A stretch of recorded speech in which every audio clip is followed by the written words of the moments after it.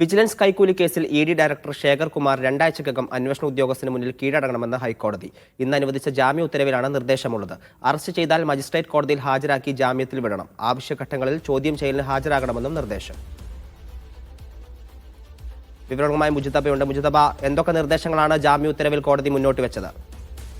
ഇന്നാണ് ഈ ഇ.ഡി. ഉദ്യോഗസ്ഥൻ കൈക്കൂലി ആവശ്യപ്പെട്ടു എന്നുള്ള ഒരു കേസുമായി ബന്ധപ്പെട്ട്, വിജിലൻസിന്റെ കേസുമായി ബന്ധപ്പെട്ട് അല്പസമയം മുമ്പാണ് ഈ വിഷയത്തിൽ ഹൈക്കോടതി ഉത്തരവ് ഇപ്പോൾ നമുക്ക് ലഭ്യമായിരിക്കുന്നത്. അതിൽ പറയുന്ന പ്രധാനപ്പെട്ട ഒരു കാര്യം, വിജിലൻസ് കേസെടുത്ത ഇ.ഡി. അസിസ്റ്റന്റ് ഡയറക്ടറായ ശേഖർ കുമാർ രണ്ടാഴ്ചക്കകം അന്വേഷണ ഉദ്യോഗസ്ഥന് മുന്നിൽ കീഴടങ്ങണം. ഇന്ന് മുതൽ രണ്ടാഴ്ചക്കകം കീഴടങ്ങണം. അന്വേഷണ ഉദ്യോഗസ്ഥന് ആ കീഴടങ്ങുന്ന ഒരു സാഹചര്യത്തിൽ ചോദ്യം ചെയ്യേണ്ടതുണ്ടെങ്കിൽ ചോദ്യം ചെയ്യാം. അതിനനുസരിച്ച് ഒരു ഉത്തരവാണ് ഹൈക്കോടതി നൽകിയിരിക്കുന്നത്.